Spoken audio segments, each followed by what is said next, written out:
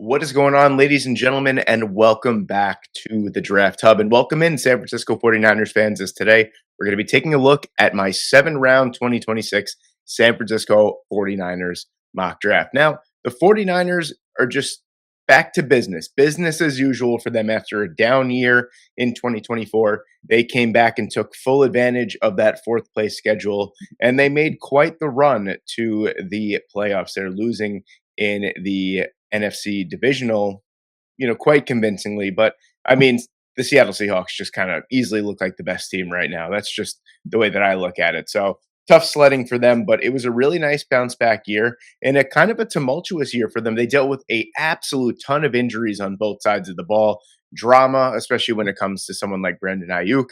So they kind of dealt with it all very, very well. And it's kind of clear in the direction that we're going in 2026 and beyond. This team is getting older in some key places. Some contracts are really kicking in. You have Trent Williams, Nick Bosa, and Brock Purdy taking up a lot of the cap room that the San Francisco 49ers have going into this year. So a lot of big contract extensions are kicking in.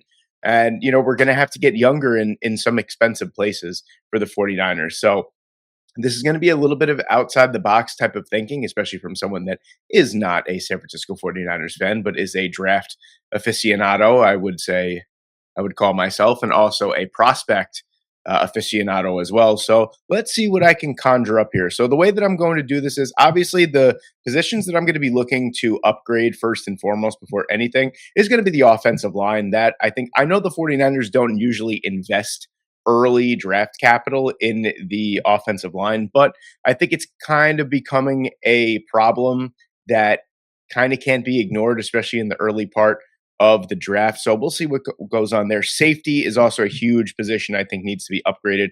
Wide receiver as well. Defensive tackle is something that definitely needs to be improved upon. I know that they drafted CJ West and Alfred Collins last year, but didn't really get too much out of them. And also, there's really no veteran presence on the defensive line past them. And then, of course, defensive end is something that could always be improved upon. I know that this, defensive line, people think that, oh, they were terrible this year. You kind of forget that Michael Williams and Nick Bosa were injured for most of the year. They also still have Keon White and Bryce Huff under contract going into next year. So as long as everyone's fully healthy, that's at least four good defensive ends going forward, but we could also add someone as well. So the first thing I'm going to do in this mock draft before we get to the pick is I'm going to unload Mac Jones. So I truly think in a draft class, now just hear me out. I know a lot of people are going to say, oh, they're not going to offload Mac Jones. That's ridiculous. I don't know, man. Mac Jones kind of proved that he was more than a capable starter when Brock Purdy was injured this past season. And this is also one of the worst quarterback classes outside of Fernando Mendoza that I could remember in quite some time. So there are quarterback needy teams. There really isn't a ton of options in free agency and through the trade market. So Mac Jones is a player that I think teams are most certainly going to be after. And there's a team that really has a bleak future at the quarterback position right now, and that's the Indianapolis Colts. And I truly think that if they come calling for Mac Jones and they say, hey, listen, you know, Shanahan, Lynch, we're going to give you pick number 78 for Mac Jones. I think you have to cash in on that type of value for a backup quarterback. So I think this was an incredibly smart investment by the San Francisco 49ers to get someone like Mac Jones and then turn him into fool's gold. I'm not saying that Mac Jones is a bad quarterback, but Shanahan, I could play under center for Shanahan and look better than I probably am. So, I think it's a fantastic return on investment. They could always sign a lower end quarterback or draft someone later in the 6th or 7th round to be their backup. I believe they have Curtis Rourke on the roster as well. So there's always that. But I'm going to cash in on Mac Jones's value. And I don't think it's going to get any higher than it is right now. So we're getting pick number 78 for Mac Jones. And now we are going to start this mock draft. So at 27, I'm really, really looking at the best player available, to be quite honest with you. And my God, Caden McDonald is on the board. So didn't expect that to happen. I think this is a massive upgrade on the defensive line. I know Caleb Lomu is here as well.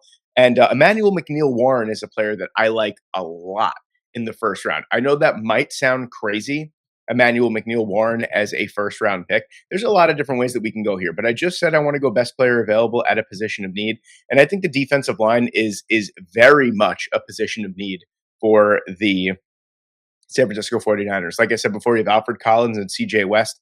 Those guys are rookies and they are obviously coming into their own. They invested a lot in the defensive line. You're looking at what they picked three guys along the defensive line last draft and then a edge rusher in the first round.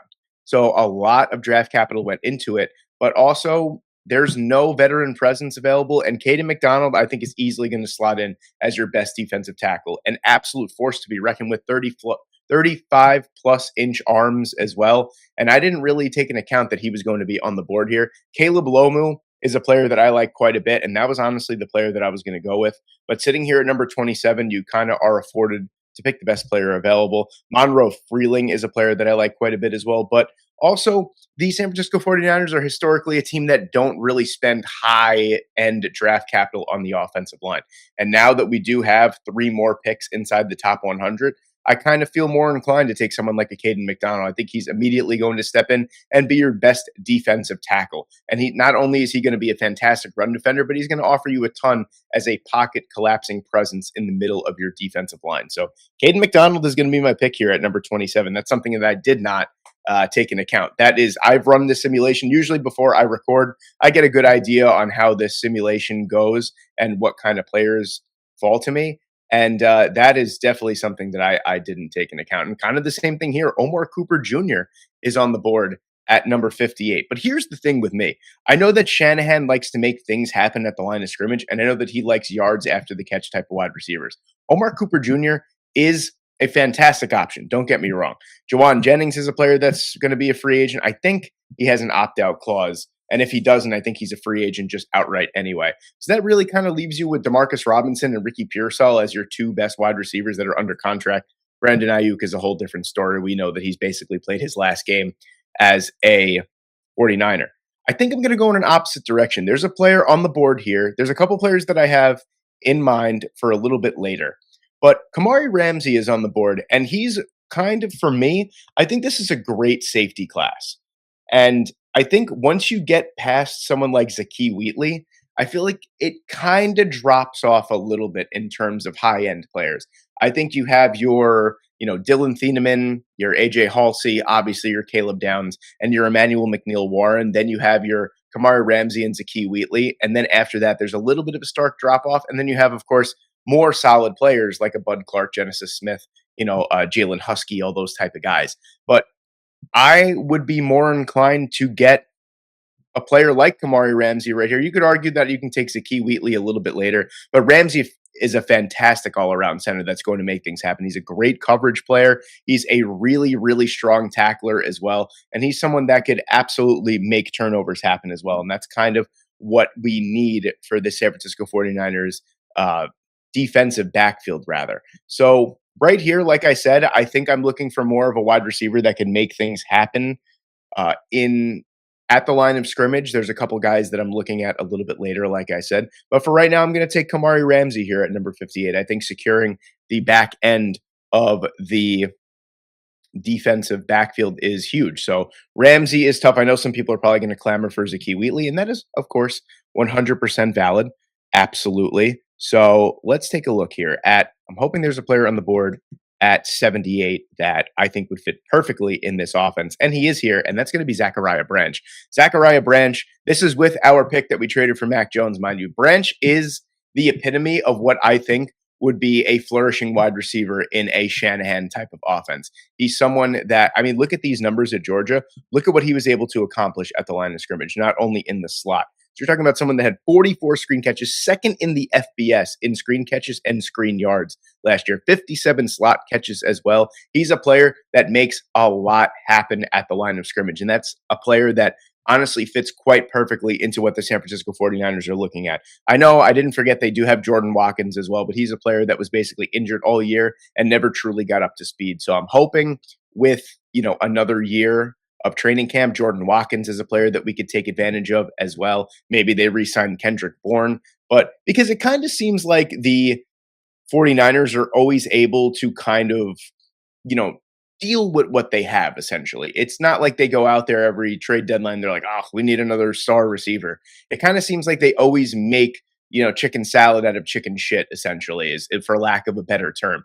But Branch is a player that I think fits in this Kyle Shanahan offensive scheme amazing. I think he's a perfect fit for the 49ers, and we're going to take him here at number 78. And that leaves offensive line as really my next biggest thing here. And I have a player in mind that I think is going to be a fantastic fit long term for the San Francisco 49ers. That's going to be JC Davis, and I'm glad he's still on the board here. Davis is a player that I have been high on for quite some time. If you've watched previous mock drafts, he's a player that not only I think has a real future at left tackle. So here's my thing. Here's the biggest reason why I love JC Davis for the San Francisco 49ers, because look at first off, his power profile is phenomenal. He's a fantastic run blocker. He's a fantastic pass blocker as well. But look at the stature, 6'5", 335 pounds. I don't know about you guys, but that also sounds like a player that could reduce to the inside. And I know Spencer Burford is a free agent, and he also kind of sucks. So that's a player that obviously can be upgraded upon instantly. So not only are you investing in the left tackle position long term with a JC Davis, someone who has played, 2,000 plus snaps at Illinois at the left tackle position, you're also taking a player that could start at left guard for you right away while Trent Williams goes through his age 38 season. So I think it is a two-folded investment that I think is going to work out long term. And I know people are going to say, I can't believe you waited until pick number 92 to take an offensive lineman. But I'm just going off of trends. I mean, I feel like Dominic Pooney was the earliest the 49ers took an offensive lineman in quite some time. And that was at the back end of the second round a few years ago. So I think JC Davis is a player that would also fit very, very well in this Shanahan type of offense. And that's who we're going to take here at number 92. And I love the way that this draft is shaking up so far. I think we've got some phenomenal upgrades at a definite positions of need at this point. And I also think that we're going to be able to target an offensive lineman pretty soon as well, to kind of bolster the narrative that we're going to invest quite a bit in the offensive line. So at pick number 127 here, I'm going to look and see if I can upgrade maybe a linebacker, maybe an edge rusher, because like I said, I'm not too inclined to add an edge rusher here, only because they do have 4 very talented edge rushers under contract for the 2026 season. So I think that is something that we could potentially skip if need be. Depends on who's on the board. So let's take a look and see who's on the board. There's a couple guys that I have in mind that can make some serious impact right away. And both of those players are actually on the board. That's going to be your top 2 guys. That's going to be Nadami Tucker. That's going to be Malachi Lawrence. Lawrence is a player that I think fits a little bit better for this 49ers edge rotation, a little bit better than Tucker. Tucker scares me a little bit because he had such a phenomenal season for the MAC champion Western Michigan Broncos that it kind of leads me to believe that it was a little fluky, just because if you look at his overall production in his 2 previous years before that, I mean, maybe it's just because he got a chance this year. He played 579 snaps this year as opposed to 134 over the last 2 years, and he put up unbelievably gaudy numbers, 14 sacks. He was a complete anomaly in terms of being a pass rusher. He was sensational for Western Michigan, also playing in the MAC and also playing not the best competition, but they also said the same thing about Khalil Mack. So, there's always that thought in the back of your head. But I think I'm going to go with the more established edge rusher.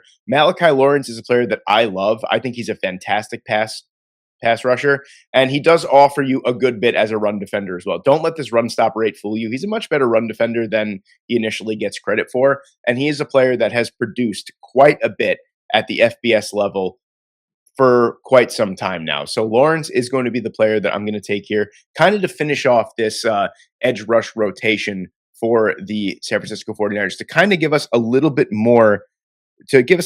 of a more secure feeling in terms of injuries and all that, because the 49ers just seem like a team that every single year always deal with injuries and just, always kind of somehow come out of it. So right here, I'm looking for at 133. I did see Bo Stevens just went off the board. That kind of sucks. That was the player that I was probably going to prioritize with this pick here. I really wanted to invest a little bit more in the offensive line. I'm really looking for someone. I love Keelan Rutledge here. I'm looking for someone that can play center or guard, and maybe even right tackle. So I'm looking for a lot here. I'll be quite honest with you. There's a couple players that I like I think there's a player on the board. There's a couple. Yeah, Trey Zune is probably going to be the player that I go with here, just because he was a phenomenal left tackle this past year. A very interesting case is Trey Zune. He is a player that played quite a bit at left tackle this past year and played quite a bit at center. So a little bit of an interesting combination where you have usually you could see like left guards or right guards kick out and play tackle. It's very rare that you see a center just go like, yeah, all right, just go out and play tackle. And he was phenomenal pass blocker. Leaves a little bit to be desired as a run blocker, which kind of leads me to not take him for the most part, just because I feel like in a Shanahan run offense, you kind of have to be a good run blocker for the most part. Pass blocking, I feel like is second, to be honest with you. So I think I will pass on Trey Zune. I think I'm going to go with Cage Casey. I think Cage Casey is the player that I'm looking at more, just because also the build at 6'5", 311 pounds. You're looking at a player that can play left tackle right away, has played left tackle his entire career at Boise State, but has the size to play guard and to play center as well. And there is a route for him to play meaningful snaps from day one at the center or guard position. So I'm really trying to get players. Hell, he could even replace Cole McKivitz on the right side and start at right tackle if need be. I honestly think that he could be an upgrade right away over McKivitz. So there's a lot of options here. I'm trying to get offensive linemen that I could plug and play in different spots, because this is just an offensive line that I feel like really does need an influx of talent. And if you can get this former 5-star tackle at this point in the draft and someone that is rock solid that can play multiple positions for you, I think that's what you're going to have to do. So at 133, we're going to take Cage Casey. And then we have another pick here at 138. I think we're going to go a little outside the box here. There is a player that I like quite a bit. So we have crushed it so far. I'll be quite honest with you guys. I think this is one of my best drafts for a team so far. Caden McDonald, Kamari Ramsey, Zachariah Branch, JC Davis, Malachi Lawrence, Cage Casey is an unbelievable haul so far. I'm just putting it out there. There's a player that's on the board. I would like to get another linebacker here just because the 49ers always run mob deep in terms of linebackers. I know that everyone's going to be relatively healthy at the start of next year. I get that. I would still like to add some linebacker depth here. And is Kyle Lewis is on the board. That's a player that I like a lot with our second to last pick here. He is a I think he could be a top 50 or top 75 player when it's all said and done. I know at 6'1", 220 pounds, he's a player that, kind of falls a little bit short of the mold of a traditional linebacker at the NFL level, but man, can he cover. And he is a great tackler. Don't let the 10.9% missed tackle rate fool you. Great coverage linebacker, great tackling linebacker as well. Really, really solid in coverage. And I think that this is a great depth piece that could eventually take over a starting role for the San Francisco 49ers. So give me Kyle Lewis here at the back end of the fourth round as the last pick in the fourth. And then we only have one more pick left. And there's only one other place that I'm really trying to look at here. I would like to take a running back, but I know that Patrick Taylor and Brian Robinson are free agents. We still have Jordan James. We still have Isaac Guriendo, where I feel like everyone kind of forgets about him. I'll hold off on taking, a running back for now. I would like to add another tight end if possible. I do feel like, George Kittle, when fully healthy, is obviously a top 2 or 3 tight end, maybe even the top tight end in the NFL, as just kind of the dual threat, as a phenomenal run blocker and a great receiver as well. Jake Tunges really played very well this past year for the 49ers as well. I really like Nate Bokercher as a player that could kind of be a long-term project for the 49ers. I know maybe at 171, with this really being our last pick, maybe we could trade down a little bit here and pick up a later pick just to have another pick at some point. Yeah, these are not great because I don't think that we won't be able to get 192, I don't think, for this. Yeah, so this doesn't really make too much sense. And the Saints only have 189, and that's it. So I can't really grab anything else for the most part. I don't want to trade all the way down to 200. I feel like that's kind of silly at that point. So I think Borkircher is really going to be the player that we take here. One of the best blocking tight ends in the FBS this past year, and also a sneaky good red zone target as well. So I know that the 49ers like to run pretty deep at the tight end position.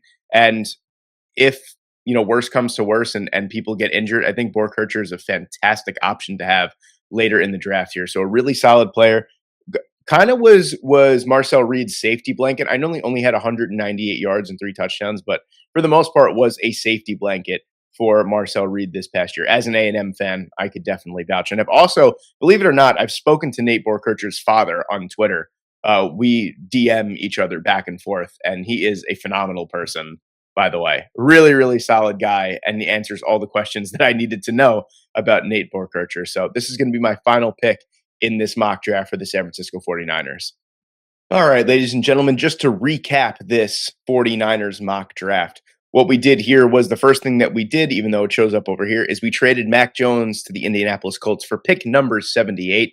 And then in the first round, we took Caden McDonald at pick number 27. Then we came around and picked Kamari Ramsey at pick number 58. With that 78th pick, we took Zachariah Branch. At 92, we took J.C. Davis. At 127, we took Malachi Lawrence. At 133, we took Cage Casey. At 138, we took Kyle Lewis. And 171, we took Nate Borkircher. Let me know what you guys think in the comment section below. I'll be quite honest with you. I think that we crushed it in this one, but I'll leave that up to you guys to decide. Thank you guys so much for watching today. I hope you enjoyed, and I hope I see you in the next one.